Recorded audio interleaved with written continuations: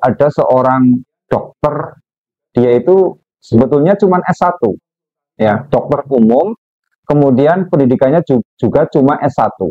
Nah, dia minta konsultasi sama saya. Bu dokter ini, itu orangnya itu sangat hati-hati dengan yang namanya uang-uang yang panas. Ya, gitu. Nah, ini, sangat hati-hati seperti itu. Bahkan kemudian beliau itu merasa bahwa saya ini bagaimana sih? Dulu sudah dipaksa menjadi kepala RSUD. Kemudian saat ini beliau malah ditawari sebagai kepala dinas. Rasanya itu betah banget. Oh, saya hidup sudah cukup karena sehari-hari saya juga buka praktek secara swasta. Tapi sisi lain, di dunia PNS itu beliau mengalami kondisi di mana beliau tidak berselera untuk memakan harta secara rakus, memakan harta dengan cara-cara hitam, dengan cara-cara panas. Beliau sangat menghindarkan diri dari hal-hal yang halal dan yang haram. Kayak gitu. Tapi malah beliau makin dikejar. Nah, ini loh. Bahkan pendidikan hanya S1 dokteran. Ini sudah out the box. Ya. Sudah dipaksa menjadi kepala RSUD dan sekarang sedang dikejar-kejar menjadi kepala dinas kesehatan. Seolah-olah dunia itu merunduk. Gitu loh. Dunia merunduk.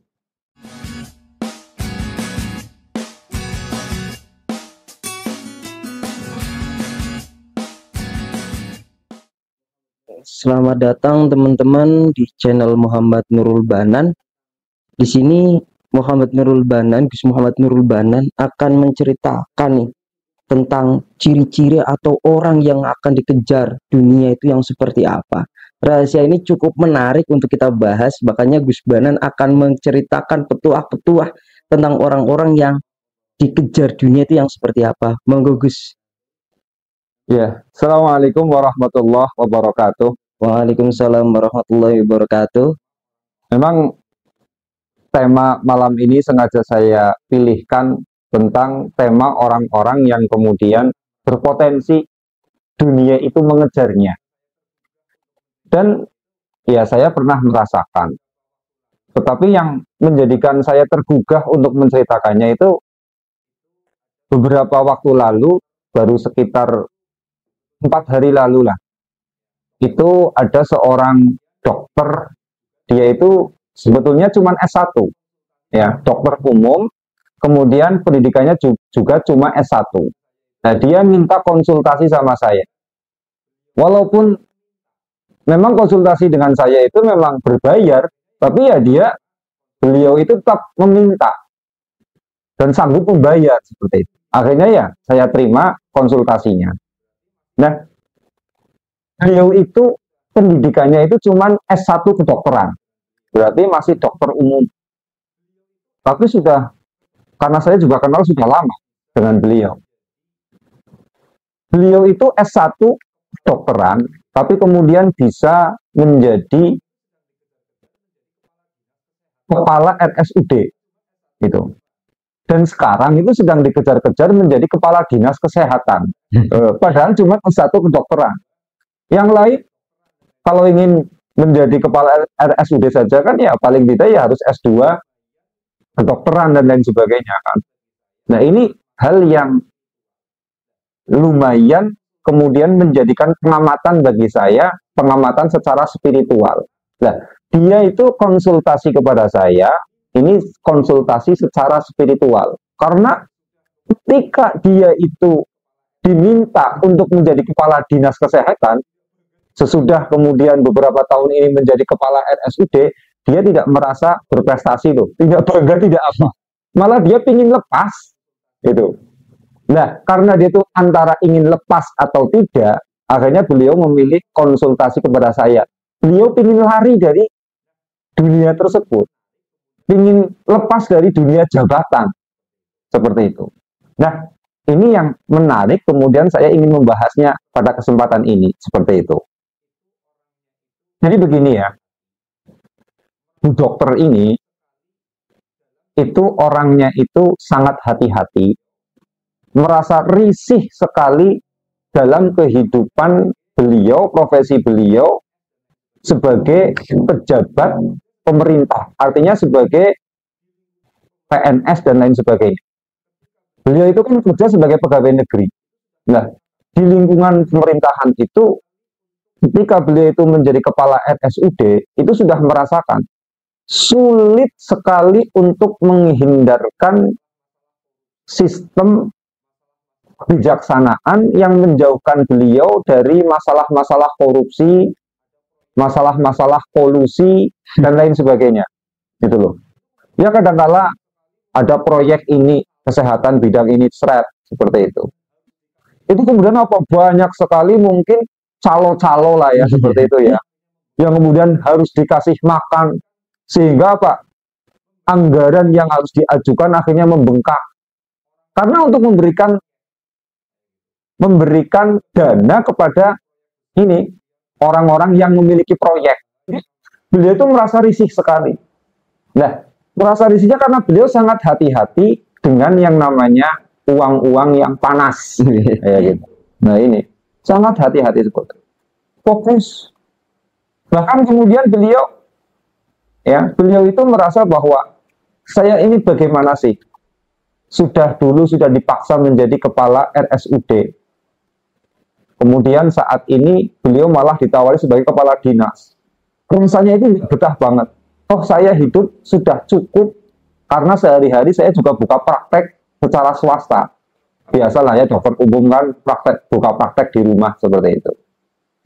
Jadi kalaupun dia itu keluar dari PNS ya nggak begitu membahayakan. Tapi sisi lain, di dunia PNS itu beliau mengalami kondisi-kondisi seperti itu, kondisi-kondisi di mana beliau tidak berselera untuk memakan harta secara rakus, memakan harta dengan cara-cara hitam, dengan cara-cara panas. Beliau sangat menghindarkan diri dari hal-hal yang halal dan yang haram. Kayak gitu. Tapi malah beliau makin dikejar. Nah, ini loh. Bahkan pendidikan hanya S1 dokteran. Ini sudah out the box, ya. Sudah dipaksa menjadi kepala RSUD dan sekarang sedang dikejar-kejar menjadi kepala dinas kesehatan. Seolah-olah dunia itu merunduk. Gitu loh. Dunia merunduk. Nah, ini yang kemudian disebut dengan nama kesadaran. Kalau dalam agama itu namanya kesadaran takwa. Jadi orang itu kalau kemudian dia itu membangun rasa takwa, berarti rasa takut kepada Allah, dia melakukan pekerjaan, dia melakukan profesi, tapi kesadarannya itu adalah kesadaran takwa. Maka yang terjadi seperti itu malah. Kita yang akan dikejar oleh dunia.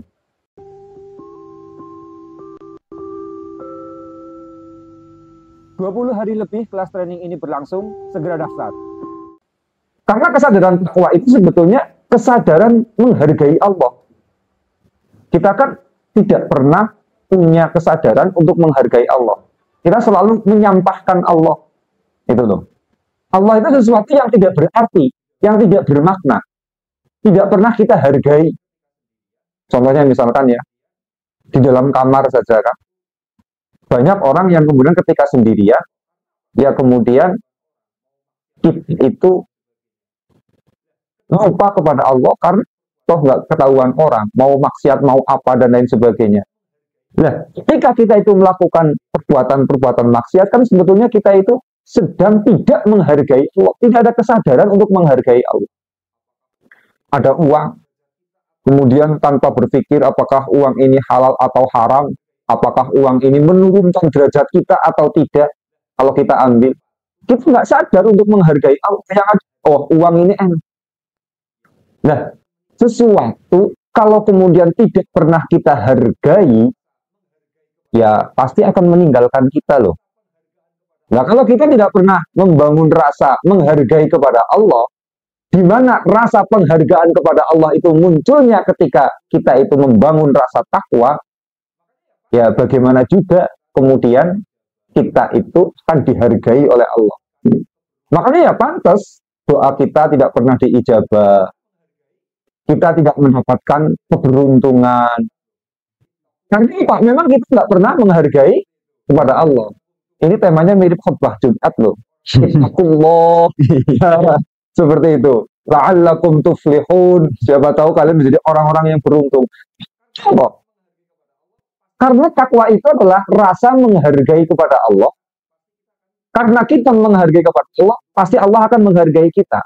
Kalau Allah menghargai kita, pasti kita akan diuntungkan, akan diberi keberuntungan oleh Allah. Makanya dahsyat.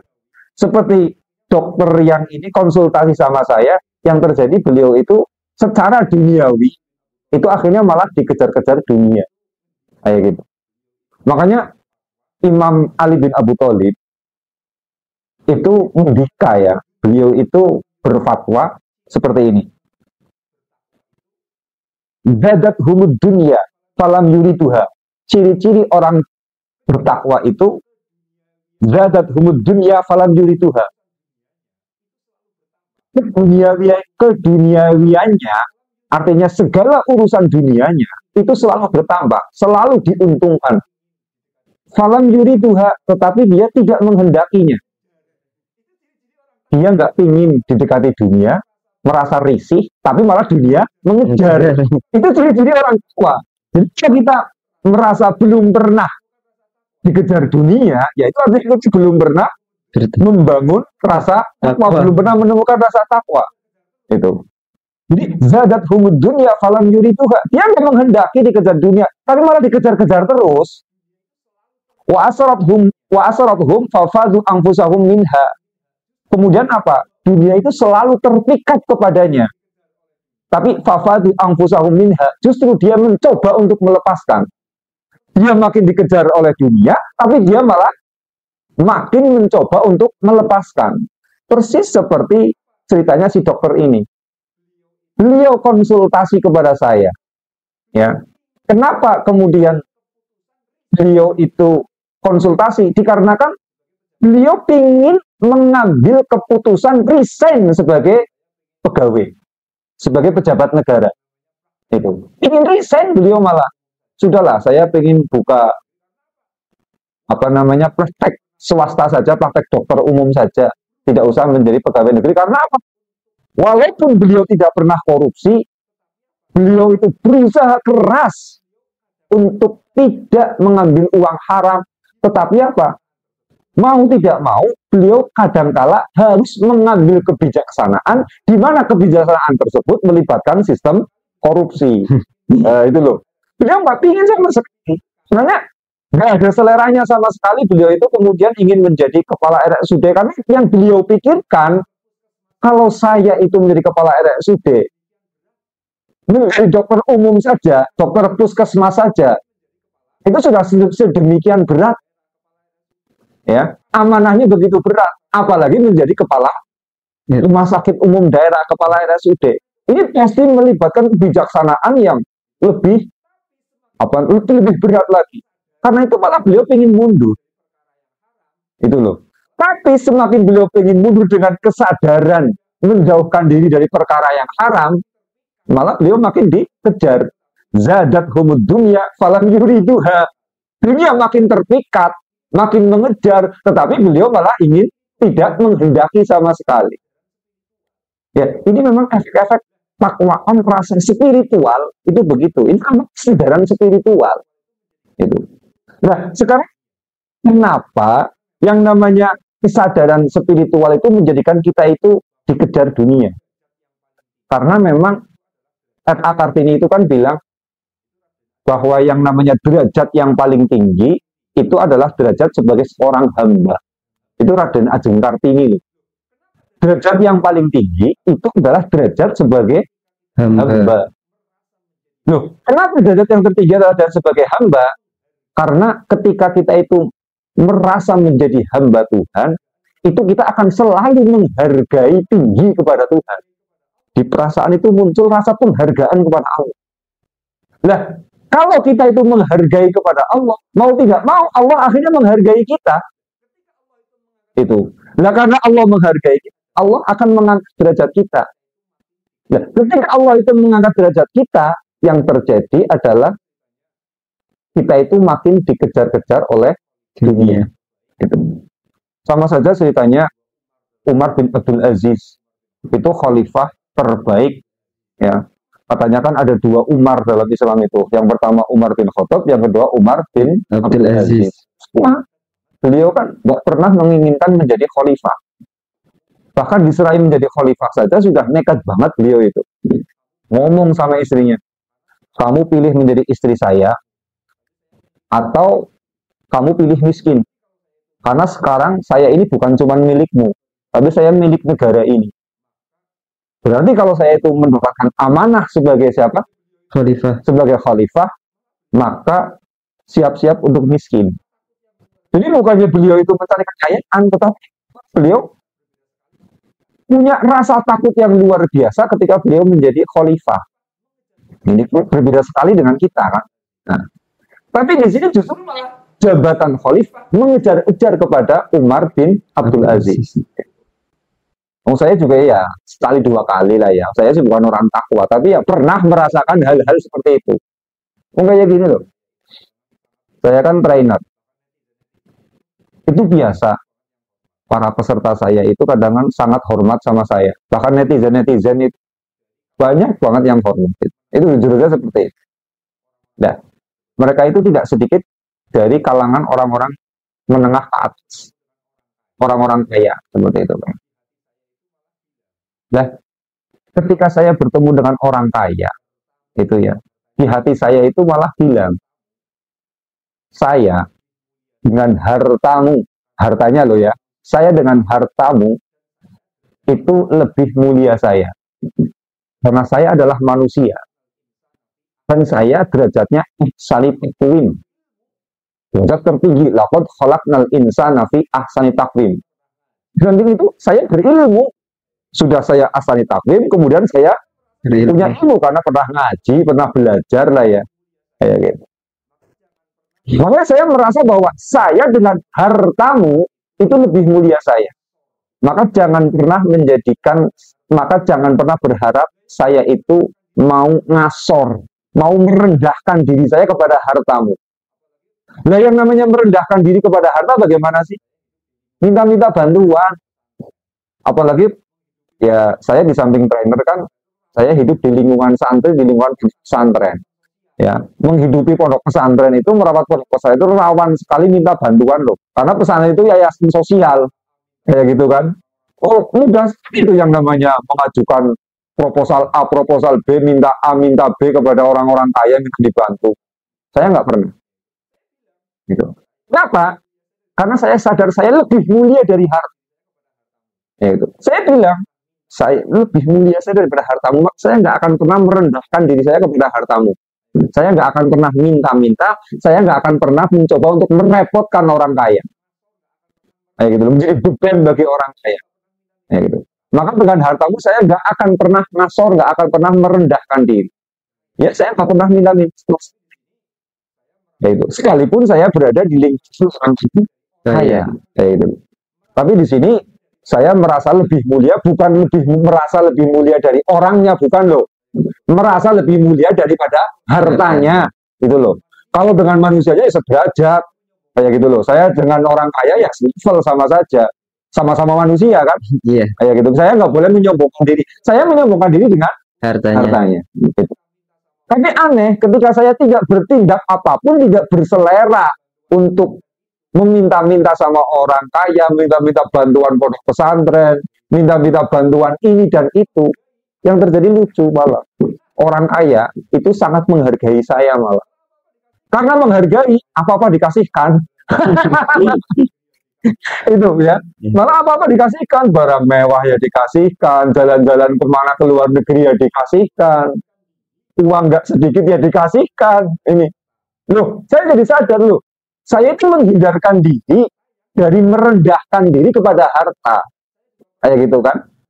Tapi malah kemudian harta yang mendekat kepada saya, mengejar kepada saya. Saya juga pernah merasakan hal-hal seperti yang dirasakan oleh si dokter tadi.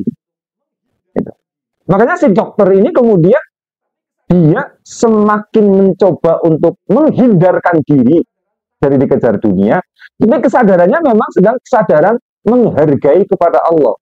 Kesadaran takwa kepada Allah. Yang terjadi justru zadat humud dunia. Dunia itu semakin mengejar-ngejar. Kayak gitu. Nah, kalau orang kok kemudian sangat rendah diri kepada dunia, malah cari-cari hutangan buat nyogok. Kemarin saya baru telepon ya sama teman saya. Beliau itu kiai, tapi juga petani sukses. Karena juragan kentang kayak gitu kan. Duitnya banyak. Itu kan ini ada orang, ada ustadz kayak gitu ya, datang ke rumah beliau. Itu minta hutangan, nanti hutangan tersebut itu buat meloloskan proyek-proyek negara. Kayak gitu. Artinya ini ada proyek pemerintah ini, biar dipegang sama dia, dikasih uang pelicin. Itu ada orang yang kayak gitu malah loh. Nah, orang yang seperti ini karakternya itu tidak akan pernah didekati oleh dunia malah. Karena tidak ada kesadaran kepada Allah. Nah, teman saya ini dimintai seperti itu. Wah, tahu ini orang lagi rakus, nggak ketulungan, gak sadar mana halal, mana haram, sama sekali tidak sadar adanya Allah. Mau langsung ditolak mentah-mentah sama teman saya itu. Nah ini loh, banyak orang yang kemudian matanya hijau ketika melihat uang, matanya hijau ketika melihat dunia. Kalau dia itu tidak punya kesadaran yang kuat, kesadaran yang penuh kepada Tuhan, maka yang terjadi apa? Dunia itu isinya penyakit. Iya, dunia itu isinya penyakit kok. Kurang minum jadi ginjal, penyakit ginjal. Iya kan? Dehidratasi. Kebanyakan minum jadi penyakit lagi, kembung, pipisan. Iya kan? Iya. Itu. Kurang nasi jadi penyakit. Ada liver macam-macam. Kebanyakan nasi, kebanyakan karbohidrat, gula darahnya naik. Makan ya jadi penyakit, nggak makan juga jadi penyakit. Gitu. Puasa kayak gitu loh. Puasa menjadikan mah. Karena kebanyakan makan, ini penyakit semuanya. Puasa ya jadi penyakit, tidak puasa ya jadi penyakit. Ini semuanya penyakit. Makanya dalam kehidupan dunia itu kita maju ya penyakit, mundur juga penyakit. Waktu miskin diomong sama orang, oh nggak mau usaha maksimal, miskin terus, gitu ya. Nanti ketika mau usaha keluar dari kemiskinan, disepelekan orang. Iya kan? Iya. Gitu loh. Disepelekan orang. Orang kayak gitu kok mau usaha kayak gini, nggak bakalan sukses, disepelekan. Nanti ketika sukses, ada orang yang panas hatinya dengki. Baru sukses kayak gitu, udah sombong banget sih. Kayak gitu. Masih hebatan saya lah. Oh, mendengki, jadinya saingan. Kayak gitu. Jadi, miskinnya salah, kaya juga salah, usaha salah, berhenti usaha juga salah. Makanya dunia itu isinya memang penyakit. Dan sedikit menyakitkan, bikin kita itu sakit hati. Gitu. Nah, dokter ini itu konsultasi sama saya. Apakah sebaiknya saya resign atau tidak, menghindarkan diri dari dunia ini apa tidak? Lalu saya jawab apa? Seperti tadi, dunia itu isinya penyakit. Anda mengira bahwa ketika Anda keluar dari jabatan, dari lingkaran urusan pemerintahan, kemudian Anda bisa lepas dari perkara halal dan haram. Nanti ketika di dunia bisnis, sama saja isinya juga penyakit. Apalagi bisnis itu hitam tidak, abu-abu juga tidak. Semua pebisnis pasti tahu. Di dunia bisnis itu hitam tidak, abu-abu juga, hitam tidak, putih juga tidak. Abu-abu. Haram yang enggak, halal juga enggak. Ya coba-coba. Yang namanya pembisnis itu ya. Mereka mau dikatakan baik hati gimana? Susah dikatakan orang baik hati loh. Soalnya apa sih? Yang namanya pembisnis nggak boleh melihat bahwa dia itu, bahwa si pembeli itu adalah orang yang layak untuk dibelas kasihani. Ada orang nggak banget kayak gitu ya. Nggak boleh kemudian gara-gara dia itu lagi bisnis ingin membantu orang, ya sudahlah kamu nggak usah beli ini saya gratiskan saja. Itu namanya orang nggak bisa dagang. Kayak gitu loh. Benar-benar apa namanya ngasih gratisan sama pembeli karena kasihan. Ya nggak bisa. Yang namanya pembisnis ya dia harus cari untung. Nah, cari untung kadang-kadang ada orang yang tidak punya uang, ya harus tega ngasih utangan jadinya. Ini hatinya susah untuk lembut itu. Apalagi dalam dunia bisnis, masya Allah, yang hitam, yang putih.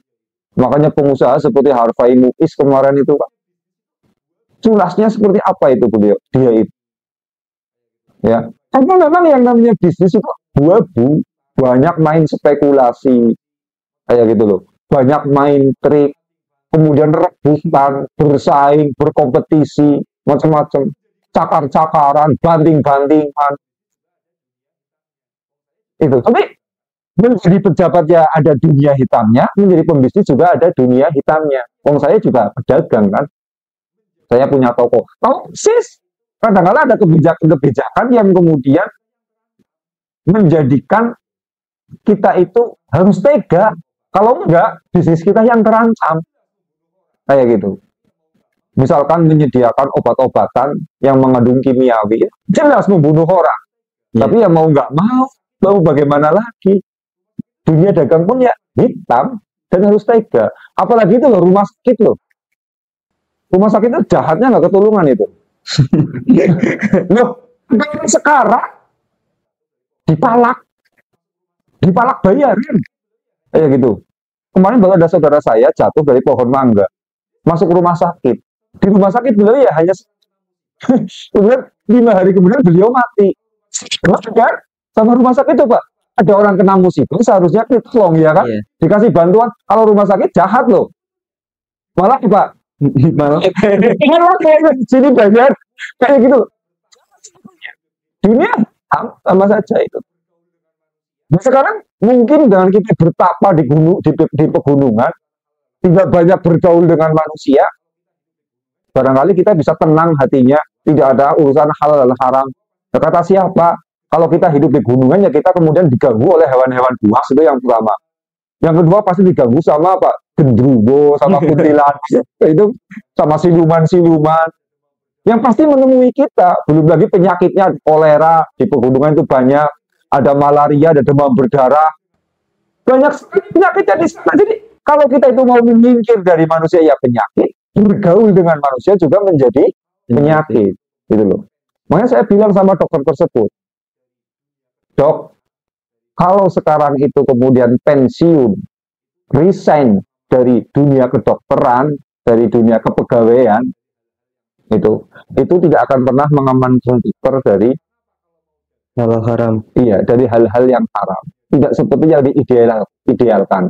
Karena apa? Kalau mau dagang, saya pedagang tahu persis bahwa di dunia dagang itu adanya hukum abu-abu, hitam tidak, putih juga tidak. Nah itu kalau kita punya iman, ketemu abu-abu. Kalau nggak ada iman, nggak ada kesadaran, hitam. Itu loh, ketemunya hitam. Gitu. Mau kerja di dunia religius, ulama yang kelihatan soleh-soleh kayak gitu kan, pakai serban gede. Kata siapa? Dunia ulama itu isinya olok-olok, kayak gitu loh, isinya olok-olok. Artinya caci maki itu begitu banyak karena yang namanya dunia ulama itu dunia di mana kita itu pasarnya adalah pasar manusia, pasarnya adalah jamaah, kayak gitu kan. Mereka menjadi pemimpin umat, pasarnya adalah jamaah manusia. Loh, yang namanya merawat bonsai aja itu saya di teras rumah itu ya, yang namanya merawat bonsai saja 1 minggu nggak saya tengok, nggak saya rawat, itu sudah ada cabang-cabang yang tidak ideal tumbuh. Harus dirawat, harus dipangkas, kemudian harus disiram. Kerap saya itu layu bonsainya. Karena apa? Tidak disiram, lupa nggak nyiram, kayak gitu kan. Gitu. Nah, ini merawat karena apa? Merawat barang hidup, makhluk hidup. Beda kalau kemudian merawat apa? Lukisan seperti ini. Ini barang mati, benda mati, dibersihkan setahun sekali beres. Tapi kalau kayak misalkan bonsai benda hidup, ya selalu merepotkan. Kumis lah ini loh, kumis. 3 hari nggak dicukur, sudah lebat, nggak ketulungan, harus rutin. Cuma ini makhluk hidup. harus rutin dicukur terus kayak gitu kan. Nah sekarang manusia, di samping manusia itu adalah makhluk hidup, makhluk yang bertumbuh, dia punya emosi. Mending kalau pepohonan nggak punya emosi, nggak disiram nggak jengkel.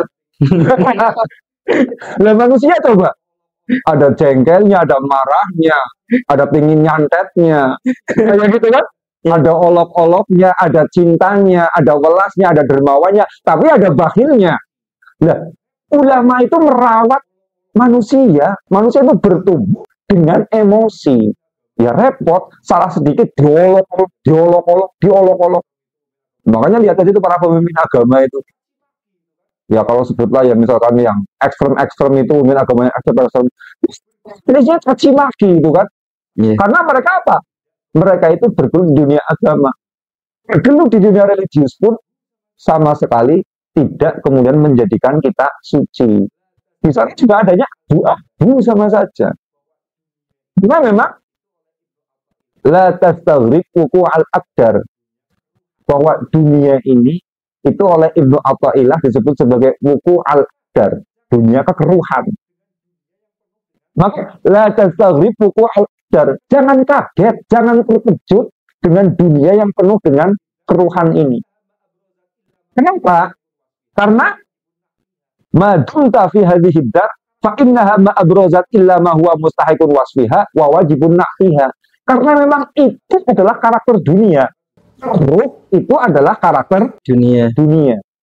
Di sini ya abu-abu, di sana juga abu-abu. Hitam enggak, putih enggak. Kita mau memutihkan diri, kemudian kita terbantai sendiri, termakan sistem. Ya contohnya misalkan kayak dokter tadi. Kalau dia tidak mengambil kebijakan-kebijakan yang menjauhkan dari korupsi, kayak gitu ya, maka malah dia terbantai karirnya, nanti diturunkan, apalagi sebagai pejabat politik loh, ngeri itu kan, itu mengerikan sekali. Ini baru pejabat negara, sebagai pegawai negara sudah seperti itu. Ya. Tapi keruh seperti itu adalah sifatnya dunia. Nah makanya kita mau melarikan diri dari dunia bisa. Ini memang sudah wukuful dar, tempatnya keruhan. Nah, sementara kesadaran takwa itu ada di berbagai profesi. Kalau kita mampu menjaga diri di profesi A, ganti profesi B juga kita bisa menjaga diri. Kalau kita bisa menjaga diri di profesi B, kita pindah ke profesi C juga bisa menjaga diri. Maka saya saja, kalau beliau kemudian resign, kemudian hanya membuka praktek dokter umum, dokter swasta, ya gitu ya. Saya percaya beliau masih bisa menjaga dari hal yang haram. Karena ketika berada di profesi sebagai seorang pejabat, beliau juga bisa menjaga diri. Ini. Nah, cuma permasalahannya, kehidupan ini kita nggak bisa memilih untuk tidak berpenyakit. Itu kadang-kadang tubuh kurang penyakit, itu jadi penyakit. Saya ada sahabat di Bali loh, ya. Saya ada sahabat di Bali lucu banget. Dia dari kecil itu kena paru-paru basah, itu kan. Lah baru pada usia 35-an, karena capek kena paru-paru basah, dia nekat aja merokok. Itu merokok dia sengaja. Setelah beliau itu merokok, malah sembuh. Ketika beliau ngomong sama saya, waduh ternyata tubuh itu butuh racun juga ya, gitu. Memang kadang tubuh kita butuh racun. Makanya yang namanya kehidupan ini memang tidak bisa kemudian kita itu lepas dari yang namanya kekeruhan. Pasti ada kekeruhan, pasti ada penyakit. Tinggal kemudian bagaimana kita itu menjaga kesadaran kita untuk selalu menghargai kepada Allah. Dan ketika kita itu punya kesadaran untuk menghargai kepada Allah, di situ malah dunia itu merunduk. Karena apa? Kita menemukan rasa kehambaan yang seutuhnya. Gitu, ya. Kita menemukan kehambaan yang seutuhnya. Berbeda kalau kemudian kita justru malah kelelep itu apa sih namanya? Tenggelam, ya, terbawa arus oleh dunia. Nah ini yang menghancurkan. Makanya memang nggak bohong Al-Quran. La'allakum tuflihun. Kita akan beruntung ketika kita punya kesadaran spiritual yang tinggi, punya kontrol yang tinggi kepada Tuhan. Gitu. Kita akan beruntung sebenarnya betul. Cuman kita menemukan kesadaran seperti itu sedikit sekali. Dan orang-orang yang punya karakter seperti itu juga sangat sedikit sekali. Gitu. Makanya orang kok belum pernah dikejar dunia, di mana dia itu sama sekali nggak menginginkan, itu artinya dia itu belum pernah menemukan rasa takwa. Seumur hidup belum pernah belum pernah menemukan rasa takwa. Hidup kok isi cuma apes, apes kayak gitu ya. Temunya cuma nasi malang, rugi, nggak pernah beruntung. Itu tandanya dia itu nggak punya rasa takwa. Tandanya kita itu sebenarnya terhubung dengan perasaan takwa. Ini tandanya kita itu nggak begitu menginginkan, malah kita itu agak menghindar, tapi malah makin mengejar, makin dikejar-kejar. Itu begitu. Ya, materinya cukup menarik dan cukup mendalam ya teman-teman. Jadi cukup luar biasa sih. Tadi ada orang-orang yang memang ingin menghindar dari dunia karena atas dasar takwa, takut jatuh ke gelap-gelap ya. Akhirnya atas dasar takwa itu malah dunia mengejarnya. Mungkin Gus Banan mau ada kata-kata buat penutup pertemuan kali ini, monggo Gus. Iya, jadi kehidupan di dunia ini adalah profesi. Ya, sampai saya itu ngomong sama dokter tersebut, Dok, saya itu tidak pernah melihat bahwa dunia ini tempatnya maksiat. Nggak pernah saya melihat bahwa dunia ini adalah penyakit. Si dokter ini kan melihat bahwa dunia pemerintahan itu adalah dunia penyakit, iya kan? Iya. Karena banyak kebijakan yang terkait dengan korupsi dan kolusi. Dan dia itu dipaksa terjerumus dalam dunia tersebut. Ini loh. Nah, karena itu apa? Beliau mencoba menghindar sekuat tenaga. Ya betul, itu berarti beliau itu sangat eling, sangat waspada, kesadaran spiritualnya tinggi. Tapi kita jangan sampai melihat bahwa dunia adalah sesuatu yang harus kita musuhi. Karena apa? Kalau saya sendiri itu melihat bahwa yang namanya dunia adalah fasilitas kita untuk mengenal Allah. No, Menarik. nggak percaya? Iya. Kalau kalian coba ya, tetap hidup di alam azali, tidak terlahir ke alam dunia. Ya kita nggak pernah kenal Tuhan. Lawang bayi lahir saja, kemudian mati, apa dia ada hisabnya? Nggak ada. Nggak ada. Kenapa? Belum kenal apa-apa dengan Tuhan kok. Kita kenal Tuhan setelah kita lahir ke dunia.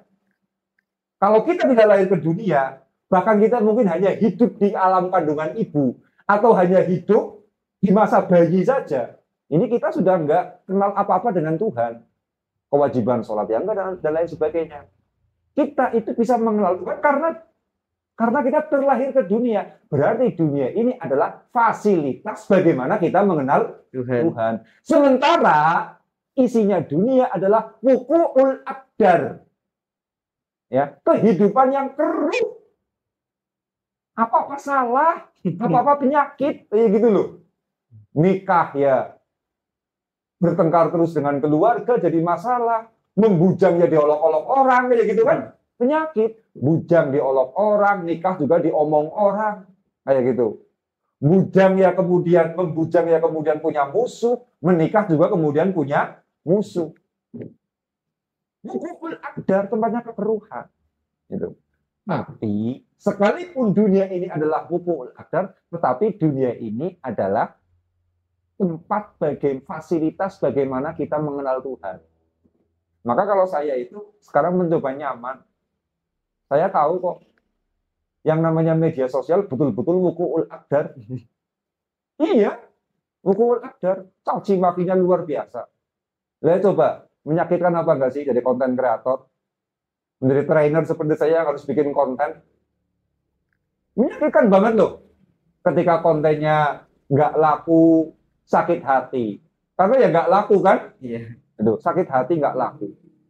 Ketika nanti kontennya biasa-biasa saja, hatinya gelisah, aduh ini kok biasa aja ya. Nanti kalau viral kan sesuai harapan, Iya. apa seneng? Enggak. Ketakutan, karena apa? Pasti ada orang-orang yang mencaci maki itu. Orang-orang yang kayak gitu. Pasti muncul orang yang ngomong seenaknya sendiri. Coba ya, itu. Viral ya sakit hati, tidak viral juga sakit hati. Kan kurang ajar banget dunia itu. Karena memang mukul akdar. Tapi kita harus sadar bahwa dunia ini adalah fasilitas dari Tuhan supaya kita itu mengenal kepada Tuhan. Makanya dunia ini adalah tempatnya zikir. Kita menikah, betul, di situ wuku'ul akdar. Dalam pernikahan itu wuku'ul akdar, tempatnya kekeruhan. Jadinya bertengkar dengan istri, bermasalah dengan anak, tanggung jawabnya banyak. Tapi dengan menikah kita sedang zikir. Betul, berprofesi sebagai dokter yang menjadi pejabat negara, penuh dengan kekeruhan. Adanya polusi, adanya korupsi, macam-macam. Tapi di sana kita kemudian punya yang namanya zikir. Karena profesi tersebut adalah alat sebagai alat kita untuk berzikir kepada Allah. Itu. Makanya kalau kita itu sudah punya profesi dalam urusan dunia, kayak gitu ya, maka lanjutkan saja. Yang penting kita itu eling. Karena tidak ada profesi yang kemudian menjadikan kita itu tidak bermasalah. Semua profesi itu ketemunya antara halal dengan haram, antara fitnah dengan pujian, antara sehat dengan sakit penyakit. Itu loh, ya. Semuanya sama seperti itu. Karena apa? Dunia ini adalah alat kita untuk berzikir kepada Allah. Itu. Orang itu kalau kemudian tidak diguncang jiwanya dengan kebaikan dan keburukan, dengan fitnah dan atau pujian, itu orang itu susah untuk berpikir. Gitu loh. Dia nggak akan hidup, susah untuk ingat kepada Allah. Gitu. Makanya ada keguncangan-keguncangan memang supaya kita ingat kepada Allah. Lah iya kan, kita keluar malam, kayak gitu, kemudian melewati kuburan. Kebetulan kita itu penakut. Tapi dihadang kuntilanak, doa apa saja kemudian kita baca kan, ayat kursi, Allahu la ilaha illa wal hayyul qayyum la ta'khudhuhu sinatun wa la naum. Dibaca ayat kursinya itu. Ya gitu. Karena dalam keadaan jiwanya itu guncang, ingat kepada Allah. Kulhu dibaca, kul wallahu ahad, macam-macam, sholawat baca. Karena apa? Saking takutnya dihadang oleh kuntilanak. Ya gitu. Dan coba sekarang kalau dalam keadaan tenang, keadaan senang, keadaan tenang. Contohnya kalian mau pacaran, ya, kemudian mau boncengan sama pacarnya, terus mau apa namanya, orang bilang tapel, apa sih kalau bahasa Indonesia itu, mau merangkul meluk kayak gini sambil boncengan, apa kemudian mau meluk kayak gini, Bismillahirrahmanirrahim, Allahu la ilaha illa huwal hayyul qayyum, ya nggak ketemu rumusnya ya kan, karena hatinya sedang tenang. Maka untuk bisa berzikir kepada Allah, kadang-kadang kita diguncang oleh Allah. Karena dengan guncangan tersebut, kita kemudian terkoneksi dengan Allah. Hati kita itu terkoneksi dengan Allah. Makanya kalau mau lihat orang yang penuh ingat kepada Allah, jangan masuk ke masjid. Masuk ke masjid itu banyak orang yang wiridan tapi ngelamun. Itu loh. Coba masuknya ke rumah sakit. Di rumah sakit itu yang kakinya patah. Astagfirullah. Astagfirullah. Iya kan? Yeah. Yang kena liver. Astagfirullah. Astagfirullah. Yang kena kanker. Nah, saya memang bentar lagi mati ya Allah. Astagfirullahaladzim. Astagfirullah. Itu orang ketika diguncang jiwanya dengan berbagai musibah, dia itu akan terkoneksi hatinya dengan Allah. Itu makanya mau nggak mau hidup ini diguncang oleh Allah. Karena ini dunia itu jangan pernah kita lihat sebagai alat kita, jangan pernah kita lihat sebagai musuh.